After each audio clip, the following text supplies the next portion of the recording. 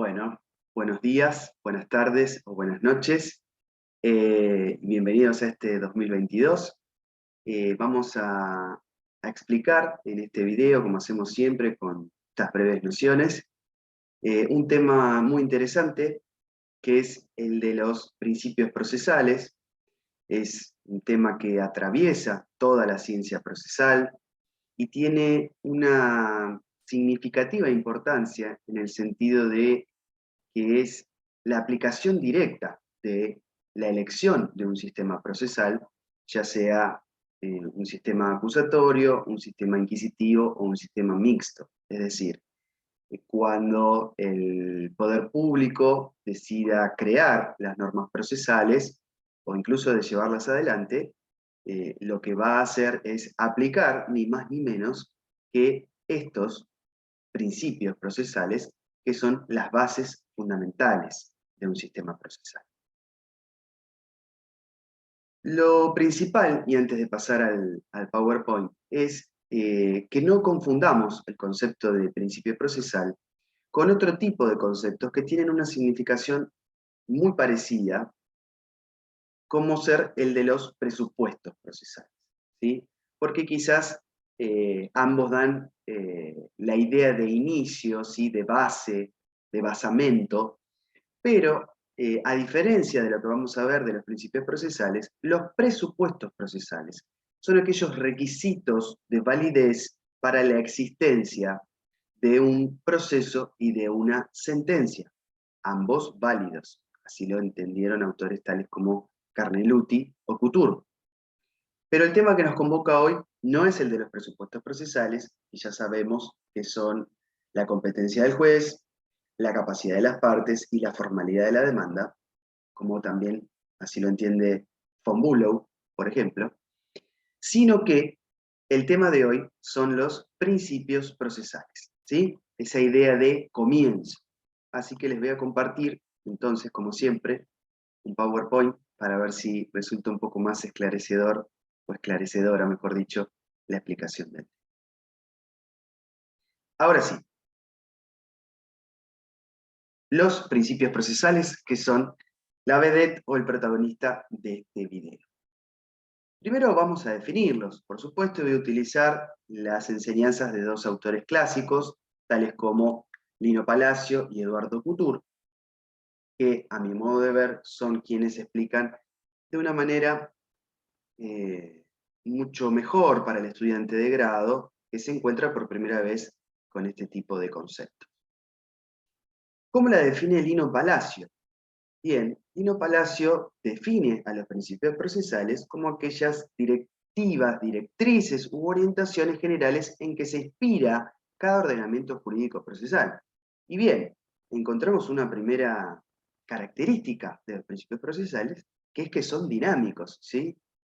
Suelen ir ampliando sus horizontes, o, por qué no, en estados que tienen legislaciones procesales muy distintas a la nuestra, quizás ni siquiera se aplican, ¿sí? Pensemos, por ejemplo, en un sistema procesal que no contemple la preclusión. Ahí estaríamos hablando de un sistema procesal con bases discrecionales en el que, bueno, obviamente no se van a dar las reglas de formalidad y de cumplimiento de tiempos como sí se da en el nuestro, y analizaremos más adelante cuando veamos el principio respectivo. Couture nos dice que son aquellos que surgen de la ordenación de las disposiciones de la ley, del intérprete o del legislador para la correcta ordenación del debate procesal. Aquí tenemos otra característica fundamental de los principios procesales, que es a quién están dirigidos. Y uno podría decir, bueno, los principios procesales obviamente que están dirigidos a quienes van a hacer cumplir la ley procesal, pero también están dirigidos a quien crea la ley procesal.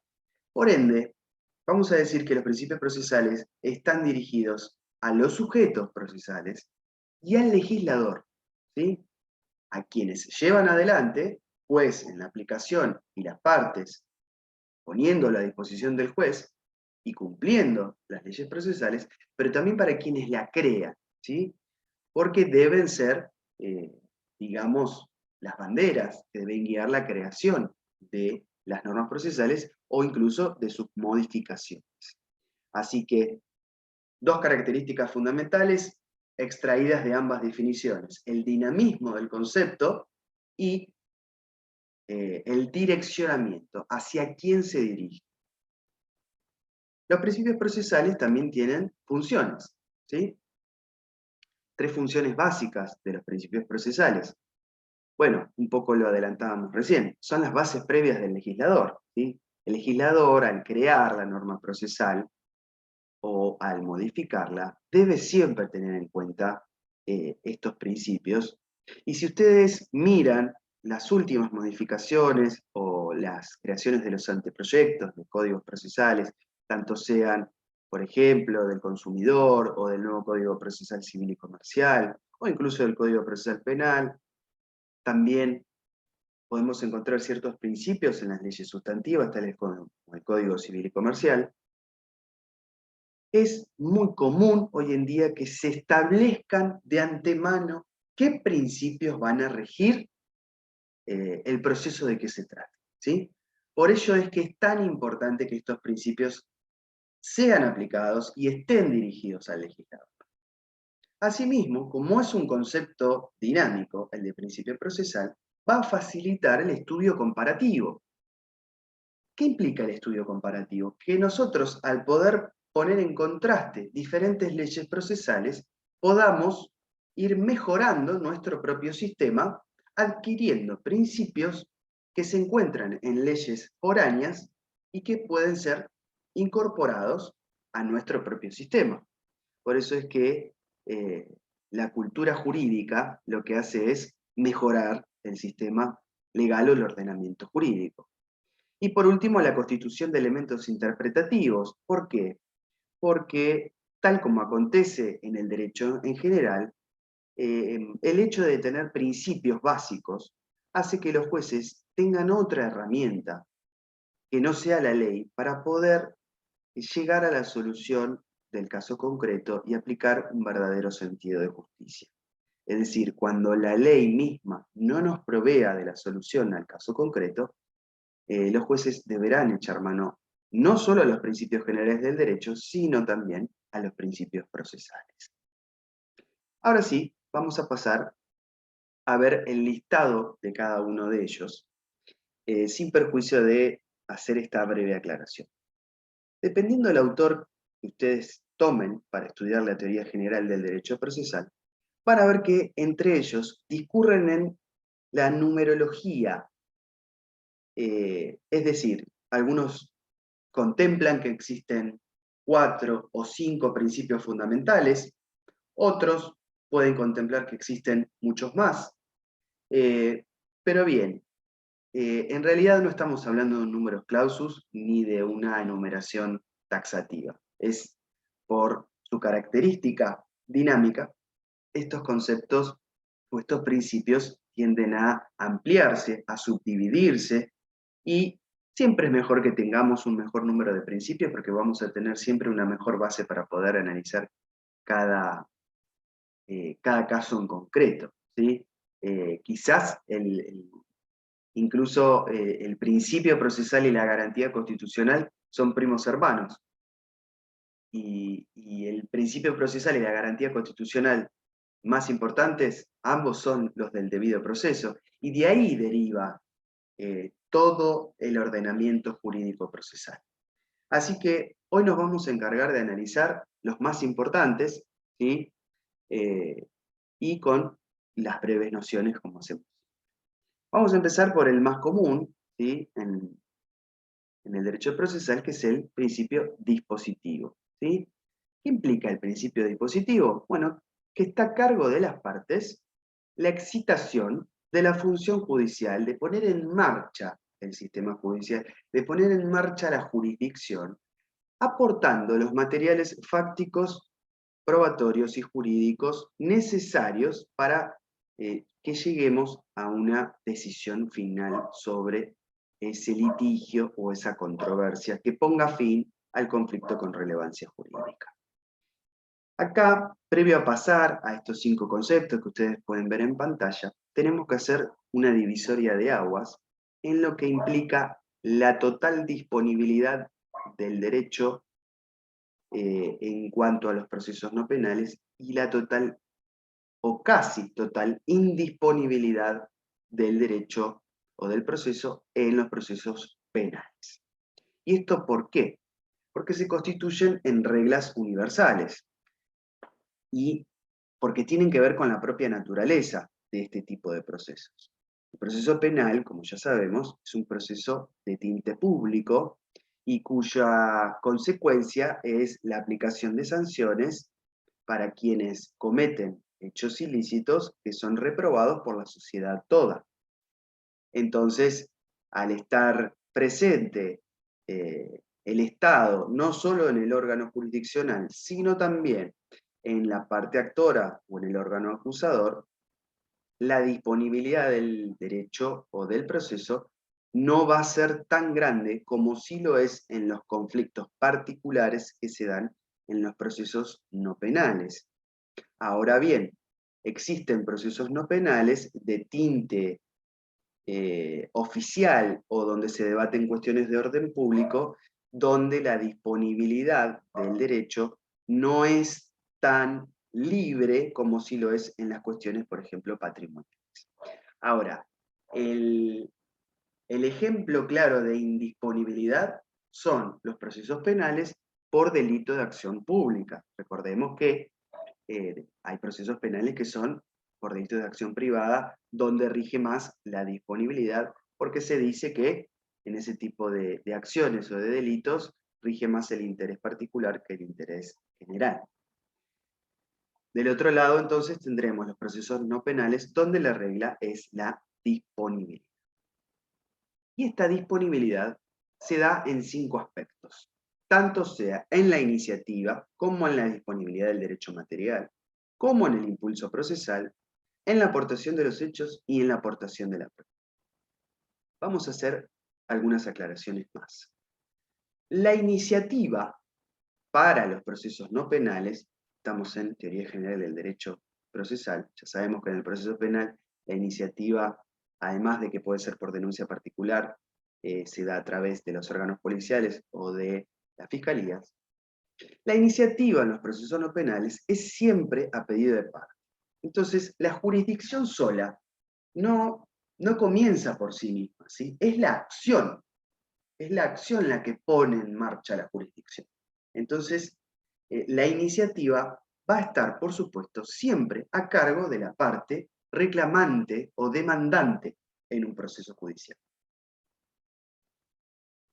La disponibilidad del derecho material implica que son las partes quienes pueden decidir echar por tierra o dar por concluido el proceso en el momento en que así lo estimen, utilizando los institutos del allanamiento, del desistimiento, de la transacción, de la conciliación. Es decir, es disponible para las partes el proceso, ¿sí? Y el proceso se termina cuando las partes así lo dispongan, siempre y cuando se cumplan los mecanismos establecidos por el Código Procesal para cada uno de estos casos que les acabo de mencionar. Pero sí es cierto que estas formas anormales, como antes se les decía antes, hoy en realidad son modos alternativos o quizás adecuados de culminación del proceso, están a mano para las partes en cualquier momento que así lo deseen. Luego el impulso procesal, ¿sí? El impulso procesal, al igual que la iniciativa, va a estar a cargo de las partes, sin perjuicio de algunos tipos de procesos no penales, tales como el proceso laboral o el proceso de familia, en el que el impulso procesal también se permite que sea oficioso, es decir, a través del órgano jurisdiccional, pero la regla es que el impulso lo deben llevar adelante las partes. Lo mismo que la aportación de los hechos y la aportación de la prueba, ¿sí? ¿Quiénes les llevan los hechos al órgano jurisdiccional?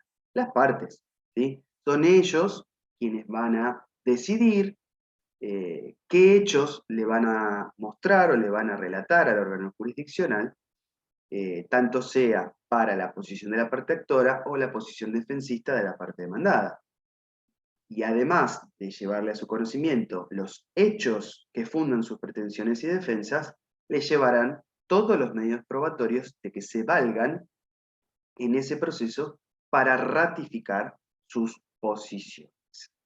Recordemos también que no le está permitido al juez probar nada que las partes no hayan hecho, más allá de estos mecanismos de las pruebas oficiosas que les permiten los códigos procesales, como por ejemplo nuestro Código Procesal Civil y Comercial en las facultades instructorias del artículo 36. Continuamos. Principio de contradicción o bilateralidad. Esto es un desprendimiento lógico, una derivación ¿de qué? De la garantía de la defensa en juicio, ¿sí? ¿Qué nos dice? Que todo acto, todo hecho o toda petición de la parte demandante o actora en un proceso judicial debe ponerse en conocimiento pleno y directo de la contraparte para que pueda contestarlo y llevar adelante todos los hechos o medidas que considere necesarios para que se cumpla efectivamente con la garantía de la defensa en juicio. Muy bien, acá tenemos dos excepciones al principio de contradicción o bilateralidad, que son las medidas cautelares y los procesos ejecutivos, ¿sí? ¿Por qué las medidas cautelares? Bueno, por su propia naturaleza, porque se conceden inaudita parte. Esto ya lo habíamos visto en otro de nuestros videos, que es que por el hecho de que no se frustre el objetivo de la cautela que se pretende imponer, es que primero se impone y luego se pone en conocimiento. Pero es una excepción en el sentido de que no se pone en conocimiento inmediato, sino que una vez trabada la medida, sí se la pone en conocimiento, por ello que no se da una violación a la defensa en juicio.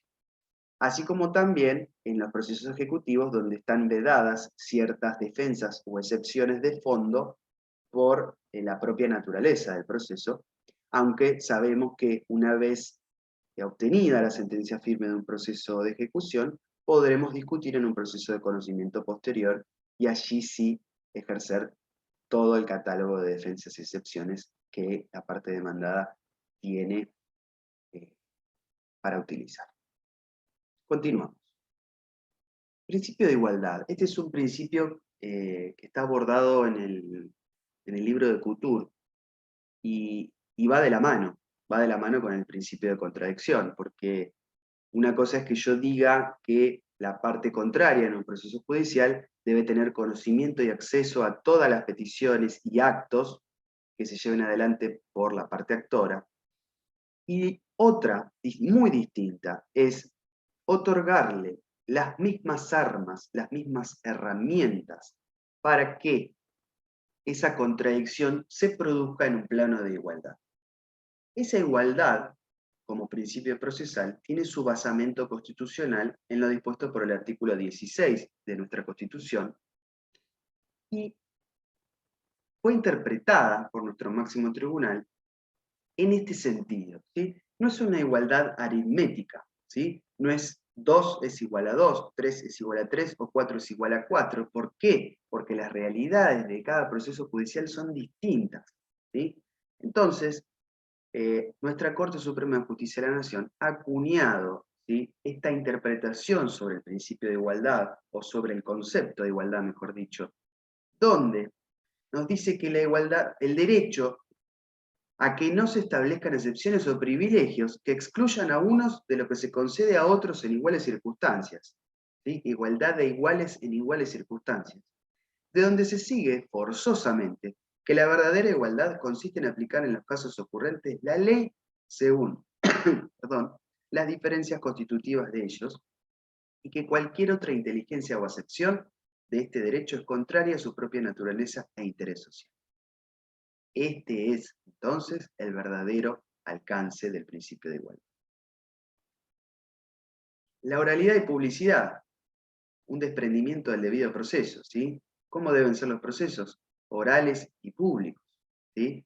No pueden ser escritos y no pueden ser secretos. ¿Por qué? Porque la publicidad es una de las características de un sistema republicano de gobierno. Los actos de gobierno, ya sea de los tres poderes, deben ser públicos, ¿sí? Como regla. La oralidad nos permite una mayor celeridad en el proceso y nos permite una mayor publicidad, ¿sí? Sin perjuicio de que determinados actos se deban documentar, ¿sí? No estoy a favor de una oralidad 100%, pero sí que avancemos hacia una oralidad que nos va a permitir una mejor litigación a nosotros los abogados y abogadas y eh, a la celeridad necesaria en esta dilación irrazonable que vienen teniendo los procesos judiciales. Existen eh, limitaciones legales a la publicidad en casos donde se debatan materias eh, donde la publicidad puede generar algún tipo de perjuicio, ¿sí? O incluso donde sea necesaria o donde sea necesario cierto secreto previo, como en el caso de las medidas cautelares, cuando se conceden inaudita parte, hasta tanto se ponga en conocimiento de la parte demandada, no hay una verdadera publicidad de ese proceso, ¿sí? Y esto está admitido, no es ilegal y no va en contra del principio de publicidad. Lo mismo que acontece cuando eh, diversos procesos penales eh, no se dan a publicidad, o no se permite el ingreso. Esto puede ser llevado adelante por cuestiones de evitar revictimizaciones, ¿sí? Hay procesos de familia que son procesos que no son públicos, ¿sí? Por la propia naturaleza del proceso de familia y por las cuestiones que se debaten, sobre todo cuando existieran niños, niñas o adolescentes, ¿sí? O cuestiones de violencia. Estos procesos son secretos y no violan el principio de publicidad. Los expedientes, cuando no se trate de este tipo de causas, deben ser públicos, ¿sí? Las sentencias deben ser públicas, deben ser puestas en conocimiento de toda la ciudadanía y, avanzando un poco más con esto, deben ser puestas en un lenguaje claro, ¿sí? Para que puedan ser comprendidas no solo por quienes nos dedicamos al derecho. Un principio muy importante y al que hacía referencia en el inicio de este video es el principio de preclusión, ¿sí? El principio de preclusión es ni más ni menos que la decisión de un sistema que lo que hace es sancionar quitándole facultades a las partes que tengan la carga de llevar adelante determinados actos procesales en un tiempo determinado y no lo hagan, ¿sí? Esto es la preclusión. Preclusión versus discrecionalidad o libre proceso. Bueno, en este caso, nuestro proceso judicial se basa en el principio de preclusión, que quiere decir que cada acto procesal se lleva adelante en una etapa determinada y no es posible, una vez que esa etapa culmina, volver para atrás. ¿Cuáles son las tres etapas básicas de cualquier proceso judicial? Bueno, ahí las tienen. La etapa constitutiva, la etapa probatoria y la etapa decisoria. Como verán allí, tienen valladares, vallas, barreras, que lo que hacen es que todo lo que deba llevarse adelante en la etapa constitutiva y no se haga, no podrá realizarse en la etapa subsiguiente, es decir, en la etapa probatoria, y así acontecerá con la etapa decisoria sobre todo aquello que no se haya hecho o no se haya realizado en la etapa probatoria. Y esto tiene un porqué, ¿sí? Por la propia definición de proceso. ¿Qué era un proceso?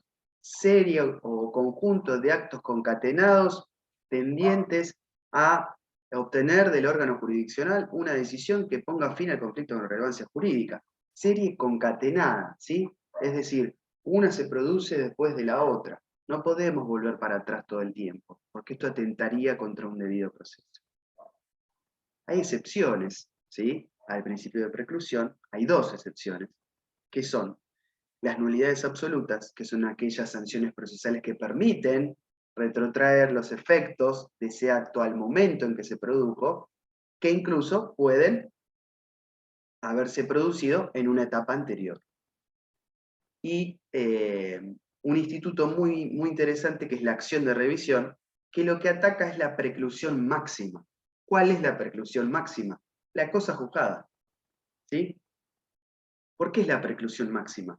Porque es la que cierra definitivamente ese proceso y no permite reabrirlo ni por las cuestiones fácticas ni por las cuestiones jurídicas, salvo que se den los presupuestos, ahora sí taxativos, de la acción de revisión, que es mucho más conocida en los procesos penales, sin perjuicio de que es y ha sido aplicada en procesos no penales. Así que estas son las bases del principio de preclusión.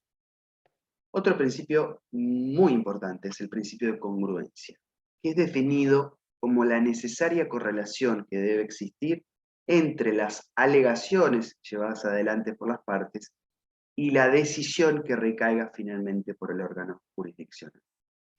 Una vez que el actor presenta su demanda y el demandado ejerce su derecho de defensa y su excepción procesal, quedará cerrado entonces lo que se conoce como tema decidendum o traba de la litis.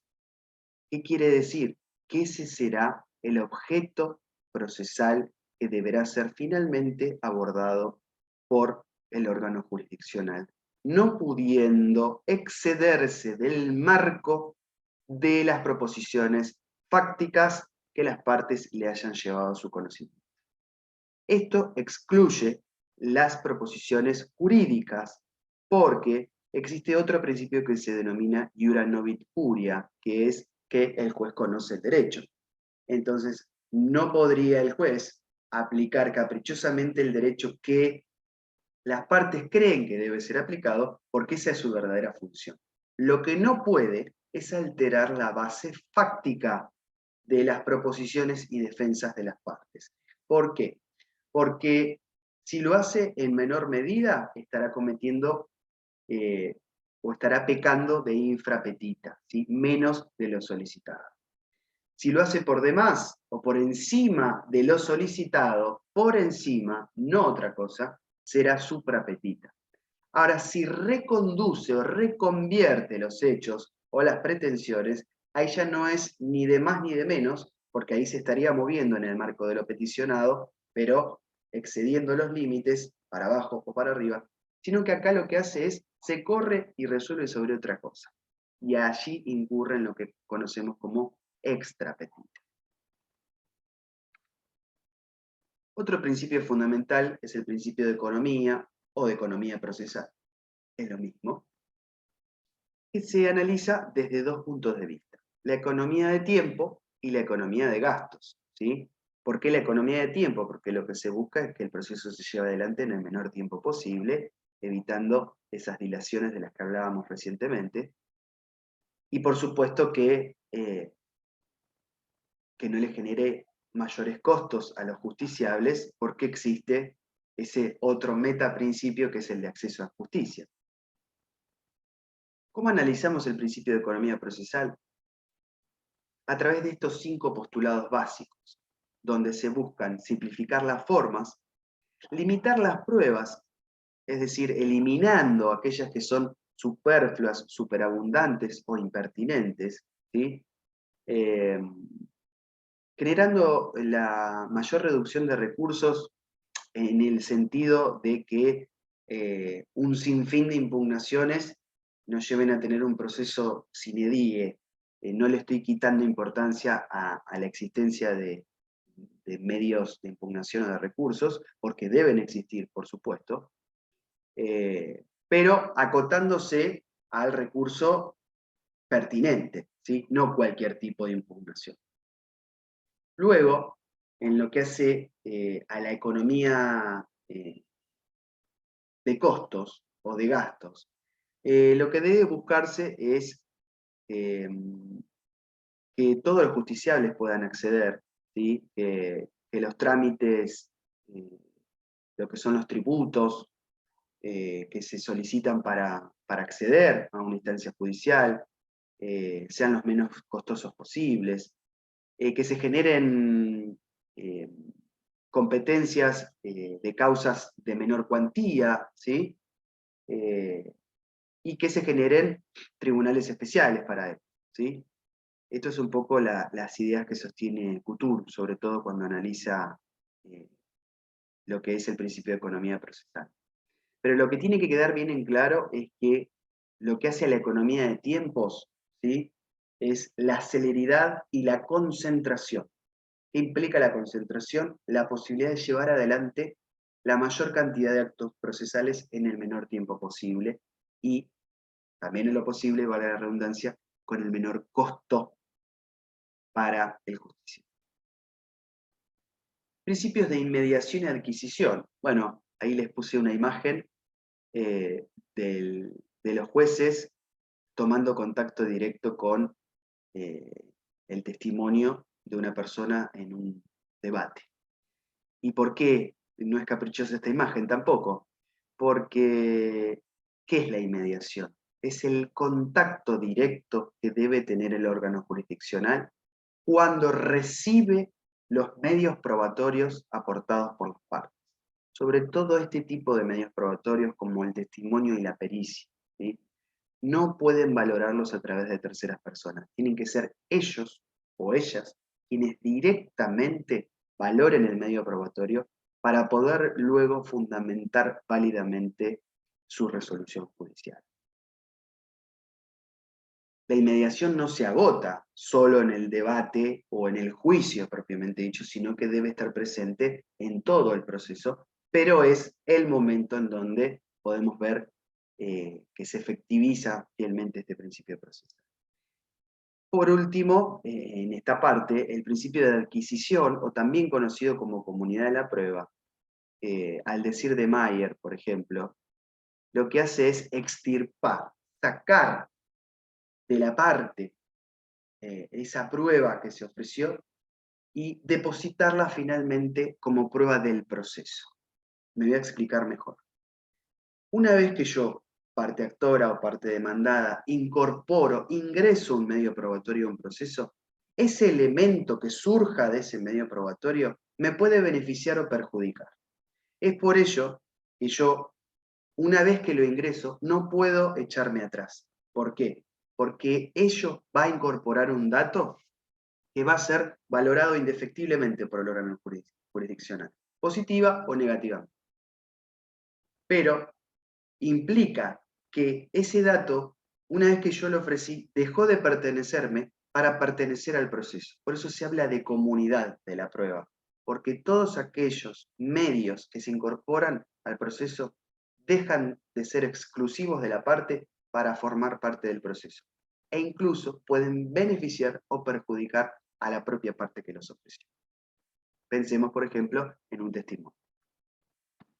Por último, ahora sí, un principio fundamental que suele no ser abordado por todos los autores o suele quedar medio al final, como pasa en este video también, es el principio de probidad de buena fe.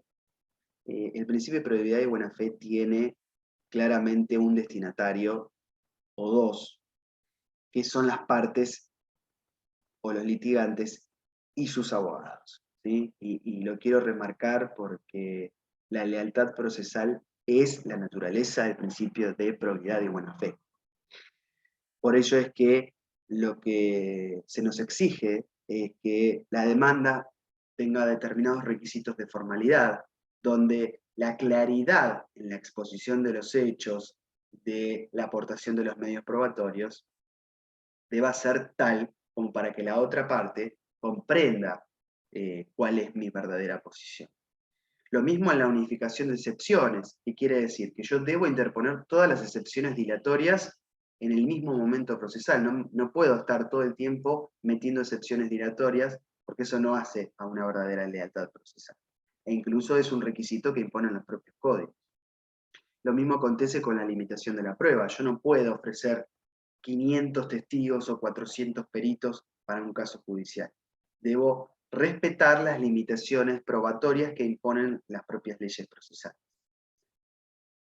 Con las nulidades, ¿qué sucede? Cuando son nulidades relativas, al terminar cada etapa procesal, son convalidadas, ¿sí? E incluso por la misma actitud de las partes, quienes al no reclamarlas, las dejan que surtan igualmente sus efectos. Y por último, y también muy importante, las condenas procesales, que recaen tanto sea por la actitud de los litigantes como por la actitud de los profesionales del derecho. Y esto nos cabe a nosotros porque nos rige la ley 5177 de ejercicio de la abogacía y de la procuración, donde tenemos bien detallado cuáles son aquellos actos que generan una gravedad y que pueden ser pasibles de sanción en los colegios de abogados y abogadas. Y es por ello entonces que voy a terminar este video diciendo que